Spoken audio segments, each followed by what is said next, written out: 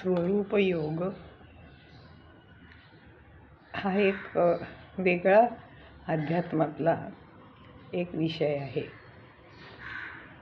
जसं ज्ञानयोग आहे, भक्तियोग आहे, कर्मयोग आहे, अशा पद्धतीने हा एक स्वरूप योग आहे.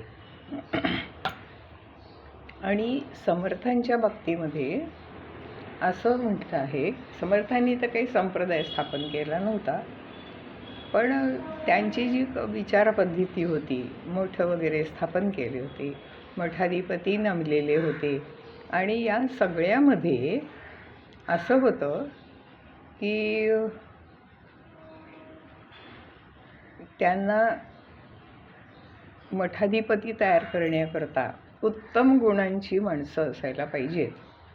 कारण त्यांनी एकांत पण केला पाहिजे, लोकांत पण केला पाहिजे, स्वतःची साधना केली पाहिजे, इतरांना भक्ती मार्गाला आणि साधना करायला प्रवृत्त केलं पाहिजे.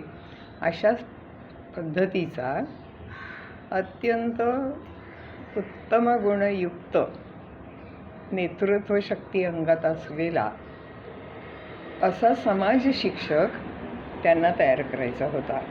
आणि ही जी त्यांची पद्धत आहे ही पूर्ण योगासारखी आहे.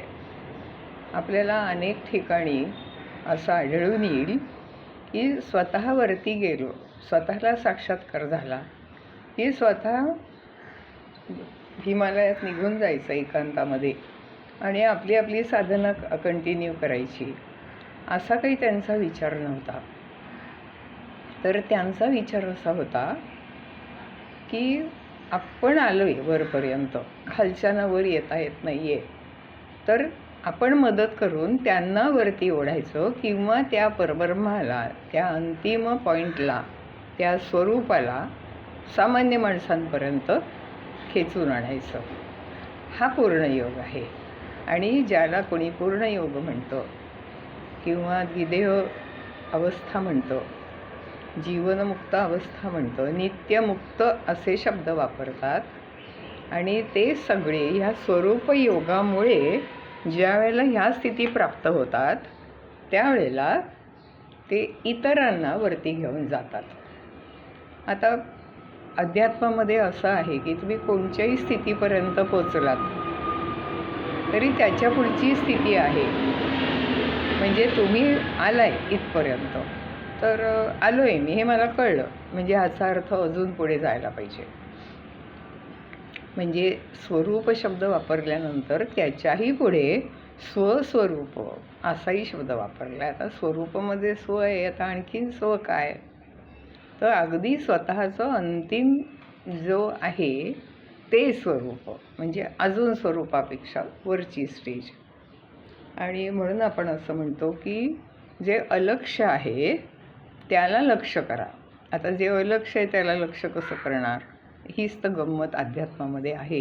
हेच आपल्याला समजून घ्यायला पाहिजे. माया आपल्याला लक्ष्य आणि अलक्ष्य असे शब्द परस्पर विरोधी सांगतं, पण त्याच्याप्रमाणे पोचताना आपल्याला तो अलक्ष्य आहे आणि तो मला लक्ष्य झालेला आहे अशी कुठेतरी त्याच्या मागची भावना आहे. समर्थांनी आपल्या याला स्वरूप योग असं नाव दिले किंवा स्वरूप संप्रदाय असं नाव दिले. स्वरूप संप्रदाय अयोध्या मठ. आणखीन पुढचं आपण बघूया. आपण फक्त अगोदर हा जो स्वरूप संप्रदाय आहे किंवा स्वरूप योग आहे याची एक जाणीव करून घेऊया आपण, की त्यांचे वेगवेगळी, किमान आपण दासबोधाबरोबर मनाचे श्लोक वाचतो, आत्माराम वाचतो, सौली सुखावरती आपण अभ्यास केला आहे, त्याचा प्रकल्प केला आहे. आणि म्हणून सौली सुख आपल्याला माहीत आहे. किमान ही प्रस्तांतरी जी आहे, मनाचे श्लोक, दासबोध आणि आत्माराम, आणि हे सौली सुख प्रकरण हे जे आहे छोटं आहे 50चं, तर याच्यामध्ये हा स्वरूप योग कसा वर्णन केलेला आहे ते आपण हळूहळू क्रमाने बघणार आहोत. मध्यंतरी कधीतरी माझ्या वाचनामध्ये स्वरूप संप्रदाय असं ओवीयुक्त, म्हणजे ओवीमध्ये लिहिलेलं असं एक पुस्तक, छोटंसं पुस्तक आहे, ते आलं होतं. आणि ते श्रीधर स्वामींनी बहुधा लिहिलेलं आहे असं मला कुठेतरी स्मरणात आहे. आणि कसं हे स्वरूपापर्यंत पोचायचं, म्हणजे रूप आणि नाम यामध्ये आपण आत्ता आहोत. ते रूप आणि नाम, रूप दिसलं की आपण त्याला नाव देतो, नाव घेतलं म्हणजे कोणीतरी आपल्या डोळ्यासमोर उभा राहतो. श्रीराम म्हटलं की राम उभा राहतो, मारुती म्हटलं की मारुती उभा राहतो, किंवा देवी म्हटली की देवी उभी राहते, शंकर म्हटलं की शंकर उभा राहतो. मग तो शंकर आपल्या ओळखीचे जितके लौकिकातले शंकर आहेत ते पण आपल्याला दिसतात, आणि त्याचबरोबर आपल्याला भगवान शंकर दिसतात. आणि मग आपली गडबड होते. शिव, शंकराला शिव नावे, आणि जीव शिव यामध्ये पण शिव आहे. म्हणजे शिव म्हटल्यानंतर सुद्धा 2 स्तरांवरती शिव आपण विचार करतो. एक संहारकारक म्हणजे गुणदैवत, तमोगुणाचं दैवत, ते एक आपण विचारात घेतो, आणि शुद्ध शिवरूप जे आहेच आहे परब्रह्माचं रूप, त्यातून एक संकल्प, एक शक्ती, एक बाहेर पडली, जिला आम्ही माया म्हणून ओळखतो, प्रकृती म्हणून ओळखतो. तर ती बाहेर पडली आणि 2 दिसायला लागलं. तर या मायेपाशी, या प्रकृतीपाशी हे फरक आहेत, जीव आणि शिव. तर हे फरक ज्यावेळेला नाहीसे होतात, म्हणजे जीवाचं शिवरूप पण होऊन चालत नाही फक्त, तर त्याच्यानंतर मी शिवरूप झाले आहे हे पण मला विसरायला लागतं. म्हणजे हा स्वरूपयोग, म्हणजे कुठपर्यंत पोचायचे.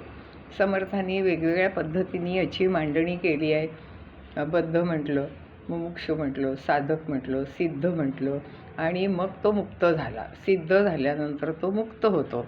पण मुक्त म्हटलं की बद्ध पहिला, ते बद्ध आणि मुक्त हे दैवत आहे. पण ज्यावेळेला विदेह स्थिती प्राप्त होते त्यावेळेला मी बद्ध आहे का मी मुक्त आहे.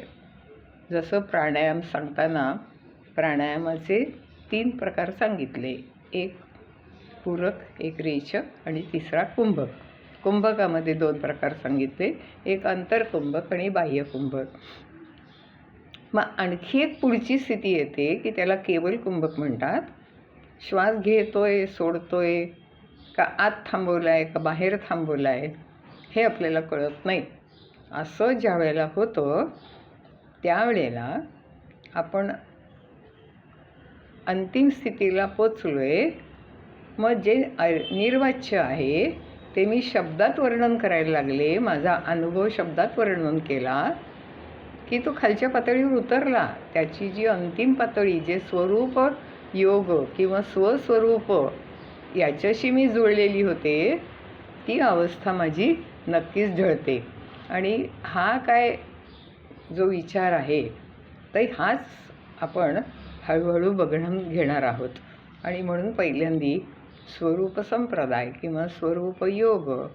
आणि आपल्याला माहीत आहे की रामाने सगळ्या अयोध्येवासियांना सगळ्यांना आपल्याबरोबर नेलं, पण लक्ष्मण तर आधीच निघून गेलेला होता.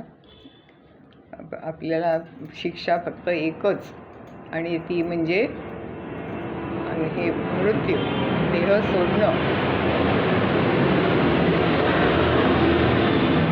पण मारुतीला त्यांनी सांगितलं की तू इथे राहायला हवायस, माझं जे उरलेलं काम आहे ते मला पुरं करायचं आहे आणि ते तुला पुरं करायचं आहे. समर्थांनी ते सगळं अभ्यासलं होतं, आणि म्हणून त्यांनी असा विचार केला की रामचंद्र तर आम्हाला पाहिजेत गुरु म्हणून, मला अनुग्रह द्यायला, पण ते आता नाही आहेत. त्यांनी देह सोडून ते परत मूळ अवतारामध्ये म्हणजे विष्णू रूपामध्ये सत्वगुणामध्ये एकरूप झालेले आहेत. मग त्यांच्यापर्यंत मला पोचायचं असेल तर शिडी कोणती? मारुतीराया. म्हणून हनुमंत आमची कुळवल्ली असा शब्द त्यांनी वापरले, आणि ती मला तिथपर्यंत नेऊन पोचवणार आहे. मग ते कफाचं दुखणं हे एक प्रकारचं करुणाष्टक आहे की अरे बाबा मला कफा झाला आहे आणि तो दूर होण्याकरता तू रामांकडे मागणी कर, असं त्यांनी सांगितलं आहे. आणि मी तू एवढं सगळं रामाकडनं घेतलं आहेस, तुला ताठा झाला आहे आणि मला हवं आहे ते तू देत नाही आहेस.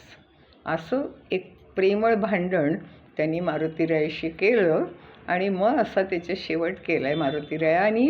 एकदम मग करुणा उघळली असा शब्द तिथे वापरला आहे.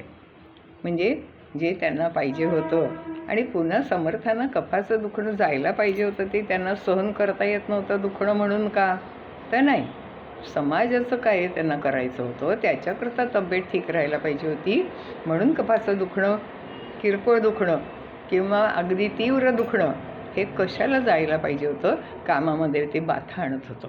आणि आपण आता हळूहळू प्रत्येक ह्याच्यामध्ये पुढे पुढे जात जाऊया आणि स्वरूपयोगाची माहिती करून घेऊया. जय जय रघुवीर समर्थ.